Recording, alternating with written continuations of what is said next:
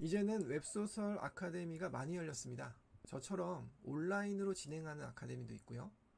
강남이나 신촌, 홍대, 노량진 등에서 오프라인으로 진행하는 곳도 많이 생겨났어요. 더불어서 전문적으로 웹소설만을 가르치는 강사분들도 많이 등장했습니다. 그렇다면 웹소설을 준비하는 습작가 입장에서는 어떤 강사분을 선택하는 게 좋을까요? 이번엔 이 주제로 이야기해 보겠습니다. 안녕하세요. 지문입니다. 잠시 제 소개를 드리자면 저는 2014년도에 리걸 마인드라는 작품으로 데뷔를 했고요. 2017년에는 문명하였습니다. 2019년도에는 리얼머니를 쓴 웹소설 작가입니다. 그리고 2019년 6월부터 웹소설 전문 학원 진문 아카데미를 설립해서 운영하고 있습니다. 아카데미는 벌써 5년차가 되었어요. 그동안 약 2천여 명 정도가 제 온라인 강의를 수강하셨고요. 코칭을 받으신 분들은 약 600여 명 정도가 됩니다. 그 중에서 400여 분 정도가 3화 이상 코칭을 하셨고요. 그 중에서도 또 이제 약 130여 분 정도가 데뷔하셨다고 제게 연락을 주셨어요. 제가 독자적으로 운영하는 에이전시와 계약하신 분들은 약 40여 분 정도 계시고요. 그 중에서 5분이 웹툰 런칭에 성공하셨습니다. 제가 이렇게 말씀드린 것처럼 강사에게 가장 중요한 것은 실적입니다. 매우 상식적인 얘기예요. 그분이 어떤 작품을 썼는지 보다는 어떤 작가들을 몇 명이나 배출해냈느냐가 훨씬 중요합니다. 수강생 입장에서 당연하겠죠. 그래서 여러분들이 선택할 때는 강사의 실적을 기준으로 판단하셔야 됩니다. 그렇다면 실적은 무엇을 의미할까요? 이전 영상에서도 짚은 적이 있는데요. 에이전시나 출판사와의 계약 건수를 실적으로 보는 건 반대합니다. 왜냐하면 계약을 한다고 데뷔하는 게 아니기 때문이에요. 더욱 중요한 이유는 계약한 이후에 포기하거나 절필하는 작가의 비중이 엄청나게 많기 때문이에요.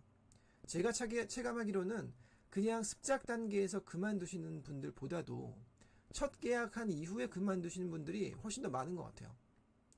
그만두더라도 계약한 이후에 그만두면 데미지가 크거든요. 받은 선인세를 갚아야 한단 말이에요.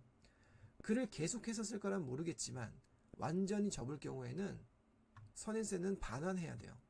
안 그러면 추심을 받습니다. 추심이라는 것은 법적 절차에 의해서 청구를 받는다는 의미예요. 여기에 응하지 않으면 강제 집행까지 진행될 수 있겠죠.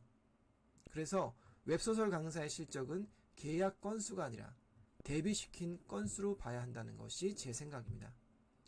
그런데 이 부분은 쉽게 확인이 안 되죠. 이 부분을 공개하는 학원이 거의 없기 때문에 그래요. 왜 안 할까요? 그만큼 데뷔시키는 게 어렵기 때문입니다. 웹소설 교육을 시작하시는 많은 분들이 이런 말씀을 하세요. 자기도 습작가들을 가르쳐서 대략 몇 명을 데뷔시켜 봤다. 하지만 그분들이 누구이고 정확히 어떤 작품에 도움을 줬는지 밝히는 분들은 거의 없습니다. 왜 그럴까요? 인과관계가 명확하지 않기 때문이에요. 그 작가가 나로 인해서 데뷔했다라고 공개적으로 말하기에는 부족하기 때문입니다. 보통 이렇게 이름을 밝힐 수 없는 경우의 대부분이 작가 단톡방이나 작가 집단에 들어온 습작가가 데뷔한 경우거든요. 이런 습작가분들은 열정이 대단합니다. 오죽하면 그곳을 스스로 찾아서 들어갔겠어요. 그리고 그 집단에 들어간 전후로 여러 작가들의 조언을 가리지 않고 받습니다. 그것뿐만이 아니에요. 모임이나 술자리가 있으면 빠지지 않고 나가고요. 틈만 나면 글을 올려서 간평해달라고 요청합니다. 그래서 그 습작가가 데뷔를 하더라도 그에게 조언했던 작가들이 워낙 많기 때문에 정확히 누구 덕분에 데뷔했다는 말을 하지는 못하는 거죠. 바로 그렇기 때문에 초창기에 저도 조언을 해줬던 데뷔 작가들은 실작에서 전부 제외했어요. 이분들은 스스로 결과를 낸 것이지 제 도움이 특별했기 때문에 결과를 낸 것은 아니기 때문이에요. 그래서 웹소설 강사로서의 진짜 실적은 글을 처음 써보지만 열정은 가득한 그런 분을 데뷔할 때까지 이끈 경우를 의미합니다. 그래야 그 작가분도 스스로 인정할 거예요. 나는 누구 덕분에 데뷔할 수 있었다. 이런 명확한 인과관계가 있는 실적을 가지고 있느냐가 그 강사의 역량을 알 수 있는 지표가 됩니다.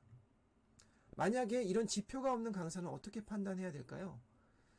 몇 년 동안이나 강의를 했음에도 지표가 없는 분들은 걸러야 되겠지만 처음 강사를 시작하신 분들도 계시잖아요. 이런 분들은 어떻게 선택해야 될까요? 일단은 코칭을 직접 하는지 확인해 보세요. 그냥 강의만 하고 코칭은 안 하는 분들은 거르시는 게 맞습니다. 자기 작품 성적이 되게 좋은 작가분들 중에서 이런 분들이 많은데요. 어떻게 변명을 한다고 해도 납득할 수가 없어요. 코칭 없이 데뷔하는 건 거의 불가능합니다. 그리고 자기가 강의를 해놓고 그것을 다른 사람에게 넘기는 건 더 무책임한 행위죠. 왜냐하면 강의를 하는 사람과 코칭을 하는 사람의 언어가 다르고 경험치도 다르기 때문이에요.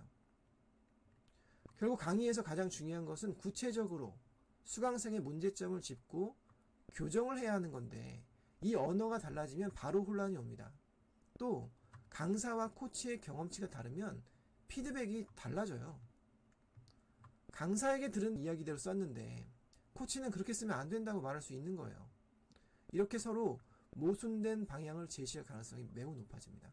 그래서 이렇게 분리해서 강의는 강사가 하고 코칭은 편집자나 다른 사람이 할 경우에는 잘 되는 케이스보다는 안 되는 케이스가 더 많아질 수밖에 없어요.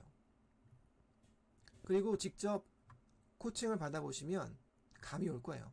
이분이 진심으로 코칭을 하고 있는지, 조언하는 것을 귀찮아하는지, 형식적으로만 하는지 아니면 정말로 여러분의 성공을 바라고 있는지, 또 그 강사분이 사용하는 용어의 의미가 명확한지, 자신의 글을 짚어주는 부분을 이해할 수 있는지, 이런 것들을 토대로 그 강사분의 마음, 진심, 소통력을 판단해 보시고 결정하시면 됩니다. 지금까지 드린 말씀은 굉장히 상식적이고 당연한 이야기들입니다. 그렇잖아요. 노량진 학원에서 좋은 강사는 많은 합격자를 배출합니다. 마찬가지로 좋은 웹소설 작가는 강사는 많은 작가를 배출해야 합니다. 그래서 소통 능력이 좋고 진심을 다해서 가르치는 작가는 반드시 결과를 낼 수가 있어요. 웹소설 교육은 굉장히 힘듭니다. 강사가 히트작이 몇 개 있다는 경력만 가지고서 쉽게 결과를 낼 수 있는 분야가 아닙니다. 잘 짜여진 커리큘럼이 필요하고 잘못 쓰고 있는 부분을 교정할 수 있는 코칭 기술도 필요합니다. 더불어서 결과를 내겠다는 수강생의 의지와 열정도 필요합니다. 이런 기본적인 것들이 지금 웹소설 교육 시장에서 잘 지켜졌으면 하는 바람에서 이번 영상을 만들어 보았습니다. 어떠셨나요? 오늘 영상이 도움되셨다면 좋아요와 구독, 알림 설정 부탁드리고요. 다음 영상에서 뵙겠습니다. 여러분 감사합니다.